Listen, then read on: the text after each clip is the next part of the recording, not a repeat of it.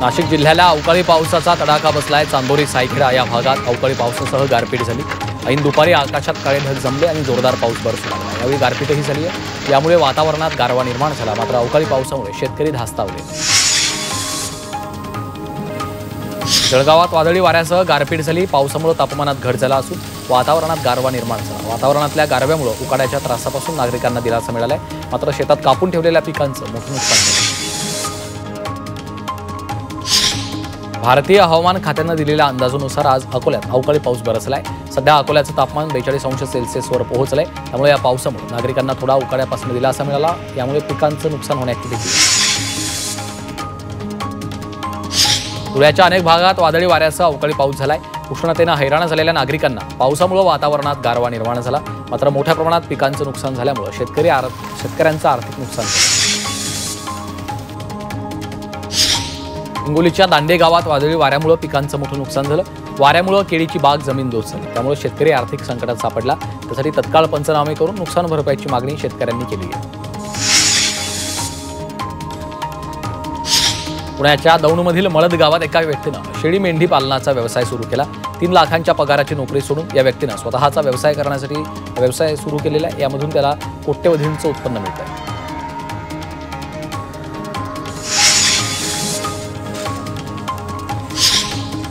नंदुरबार बाजार समितीमध्ये लाल मक्याची मोठी आवक वाढली। सध्या लाल मक्याला 1900 ते 2200 रुपयापर्यंतचा दर मिळतो। मक्याची आवक वाढत असल्यानं शेतकऱ्यांना दर वाढण्याची अपेक्षा आहे। सध्या मक्याचे दर स्थिर आहेत, मात्र दर वाढून मिळावा अशी अपेक्षा शेतकऱ्यांना आहे। धुळे आणि नंदुरबारमध्ये खरीप हंगामात कापूस लागवडीचं क्षेत्र घटण्याची शक्यता आहे। कापसाला योग्य दर तसंच उत्पादन खर्च वाढल्यामुळे पेरणी क्षेत्र घटणार असा अंदाज आहे।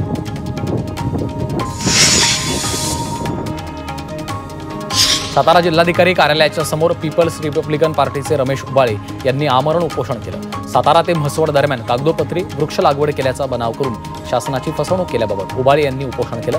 तर 64 मृत्यूंसाठी जबाबदार कंपनीवर गुन्हा दाखल करावा अशी मागणी त्यांनी केली आहे।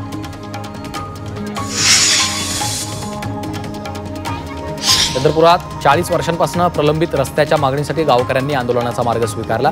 कोरपना तालुक्यातील पालगाव या रस्त्यासाठी आक्रमक झाले। अल्ट्राटेक सिमेंट कंपनीच्या आवारपूर इथल्या मुख्य कार्यालयाच्या समोर सोमवारपासून गावकऱ्यांनी ठिय्या आंदोलन सुरू केलं आहे। मॉकड्रिलच्या पार्श्वभूमीवर सरकार अलर्ट मोडवर आलंय। प्रशासनाकडून यंत्रणांना अलर्ट राहण्याच्या सूचना देण्यात आल्या। उद्याच्या मॉकड्रिलसाठीच्या तयारीला वेग आलाय। उद्या देशभरातील जनता युद्ध सरावाचा अभ्यास करणार आहे। नाशिकच्या सिन्नर परिसरातील औद्योगिक वसाहती, समृद्धी महामार्ग आणि वीज निर्मिती केंद्रावर मॉक ड्रिल केलं जाण्याची शक्यता आहे। यासाठीची तयारी जिल्हा प्रशासनाकडून केली जाते।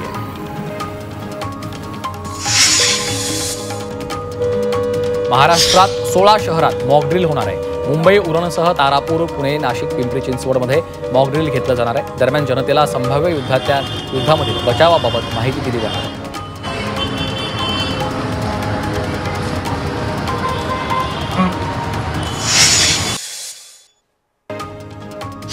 पुण्यातील विशेष रेल्वे गाड्यांचा कालावधी वाढवण्यात आलाय। प्रवाशांच्या गर्दीमुळे रेल्वे गाड्यांचा कालावधी वाढवण्याचा निर्णय रेल्वे प्रशासनानं घेतलाय। त्यामुळे प्रवाशांना प्रवासासाठी अधिक पर्याय उपलब्ध होणार आहेत।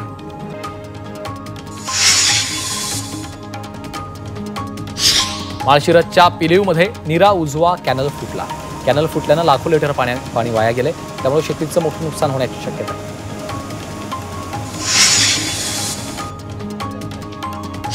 परभणी आणि हिंगोलीत वादळी वाऱ्यासह अवकाळी पावसानं हजेरी लावली। त्यामुळे केळी, आंबा, चिकू या पिकांचं मोठं नुकसान झालं। त्यामुळे शेतकऱ्यांच्या चिंतेत आणखी वाढ झाली।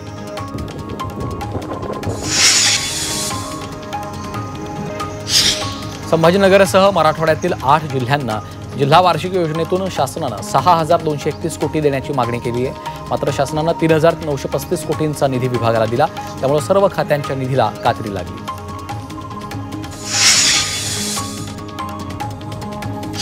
नाशिकमधल्या ग्रामीण भागात नागरिकांना तीव्र पाणी टंचाईचा सामना करावा लागतोय।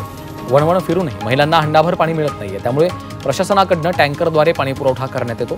जिल्ह्यातील 286 गावात 90 टँकरद्वारे पाणी पुरवठा सुरू आहे।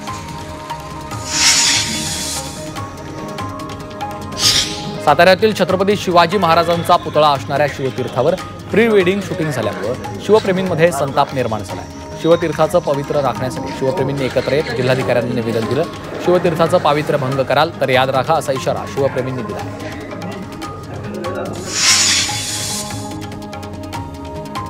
धुळ्यातील पांझरा नदीची दुरवस्था झाली आहे. या नदीमध्ये जलपर्णी मोठ्या प्रमाणात वाढल्यामुळे नदीत प्रदूषण निर्माण झालं. त्यामुळे या जलपर्णी हटवून नदीचं प्रदूषण दूर करावं अशी मागणी पर्यावरण प्रेमींनी केली आहे.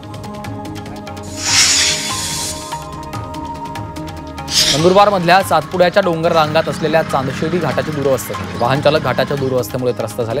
वारंवार तक्रारी करूनही संबंधित विभाग दुर्लक्ष करतोय. या घाटातून वाहनांची वर्दळ असते. त्यामुळे शासनानं घाटाची दुरुस्ती करावी अशी मागणी होती आहे. साताऱ्यातील कोरेगावात श्री भैरवनाथ माता यात्रेनिमित्त बैलगाडा शर्यतीचं आयोजन केलंय. यावेळी मोठ्या संख्येने स्पर्धकांनी सहभाग घेतला. यामध्ये प्रथम क्रमांकाचा स्वराज आणि जळवा या बैलजोडीला मिळाला आहे.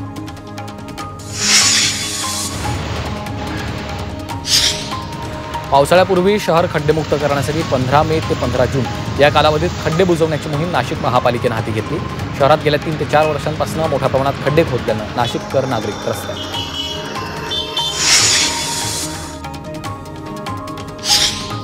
नागपुरातील उज्जैनमध्ये बिबट्याची तस्करी केल्याप्रकरणी कारवाई करण्यात आली. या प्रकरणी 2 आरोपींना अटक केली आहे. या कारवाईत वन्य प्राण्यांचे शिंग जप्त करण्यात आले.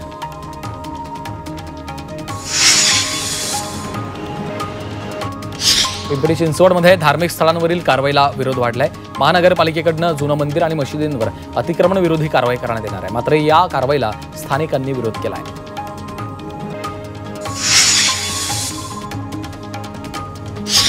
कुळगाव बदलापूर पालिकेमध्ये व्हिजिटर ॲप या नव्या डिजिटल सुविधेचा शुभारंभ करण्यात आला. या ॲपच्या माध्यमातून नगरपालिकेमध्ये येणाऱ्या व्हिजिटर्सना त्यांची नोंद डिजिटल स्वरूपात घेतली जाणार आहे.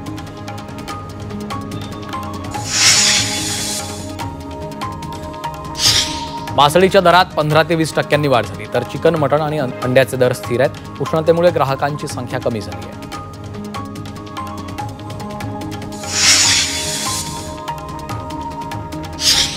भारत पाकिस्तान संभाव्य युद्धाच्या पार्श्वभूमीवर साताऱ्यातील माजी सैनिकांनी युद्धात सामील करून घेण्याची मागणी केली. त्यांनी देशसेवेसाठी योगदान देण्याची इच्छा व्यक्त केली.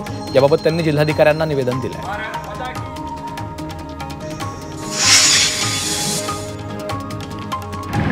बोगस शिक्षक भरती प्रकरणी नाशिक विभागात आतापर्यंत 79 गुन्हे दाखल करण्यात आले. बोगस शालार्थ आयडीद्वारे फसवणूक झाल्याचं समोर आलंय. यामध्ये संस्थाचालक शिक्षणाधिकाऱ्यांच्या संगनमताची साखळी कार्यरत असल्याचं चौकशीतनं समोर आलंय.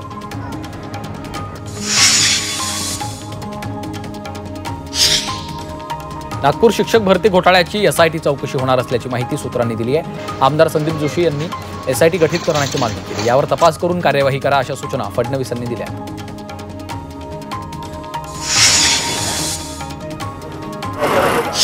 राज्यातील एसटीच्या एसी बसचं बुकिंग फुल झालं. प्रवासी शिवनेरी शिवशाही बसला पसंती देत आहेत. त्यामुळे उन्हामुळे सर्व जिल्ह्यात एसी बसला प्रचंड मागणी वाढली आहे.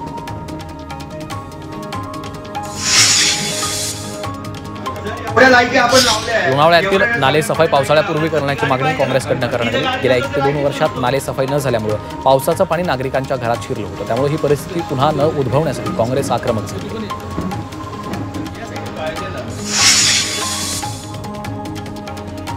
नाशिक जिल्हा बँकेला 625 कोटींची मदत दिली जाण्याची शक्यता आहे. मंत्रिमंडळात मदतीचा प्रस्ताव येण्याची शक्यता आहे. थकबाकी वसुली रखडल्यानं बँक अडचणीत आली आहे.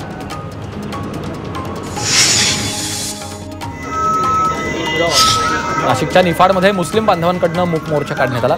जम्मू काश्मीरच्या पहलगाममधल्या दहशतवाद्यांच्या हल्ल्याचा निषेध मोर्चा केला. यावेळी मुस्लिम बांधवांनी नमाज अदा केली.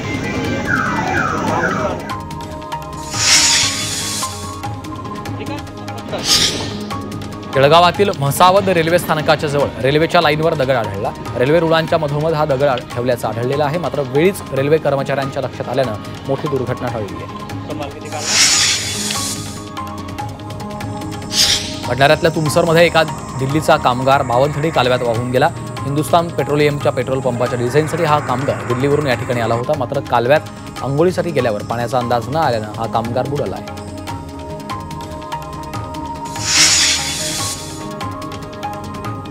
भिवंडी पालिकेच्या वतीनं पावसाळ्यापूर्वी विविध भागातील नालेसफाईच्या कामाला सुरुवात झाली.